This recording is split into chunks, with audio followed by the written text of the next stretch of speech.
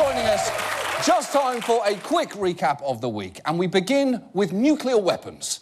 The most terrifying thing you can stockpile right after baby dolls. This week saw the biennial Nuclear Security Summit in Washington. All the major world leaders were there. Well, almost all of them. One leader who could make a huge difference in securing nuclear material was a no-show. Vladimir Putin has once again snubbed President Obama. And that is not ideal, because a nuclear summit is pretty much the only gathering where you can legitimately say, man, this would be so much better if Vladimir Putin were here. It's pretty much that.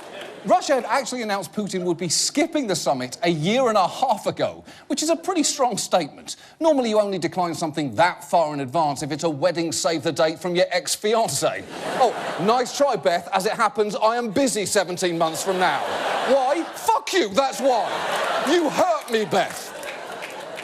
But even without Putin, there were plenty of issues regarding nuclear weapons to talk about, especially the fact that just 2 days before they gathered, America's potential next president mentioned that he would be perfectly comfortable with other countries becoming nuclear powers, including Japan and South Korea. At some point, we have to say, you know what? We're better off if Japan protects itself against this maniac in North Korea. We're better off, frankly, if South Korea is going to start to protect itself. Saudi Arabia, nuclear weapons? Saudi Arabia, absolutely. Absolutely. Yep.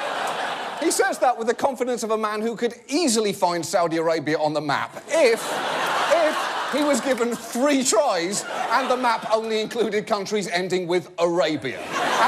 And that's not all, because this week, Trump also refused to rule out using nuclear weapons in Europe for reasons including, and I quote, Europe is a big place. And it's a big place is not a good excuse for using nuclear weapons. It's barely a good excuse for peeing in the ocean. It was clearly extremely important that the president try and reassure the rest of the planet by providing some context for Trump's remarks. The person who made the statements doesn't know much about foreign policy or nuclear policy or the Korean Peninsula or the world generally. Yep.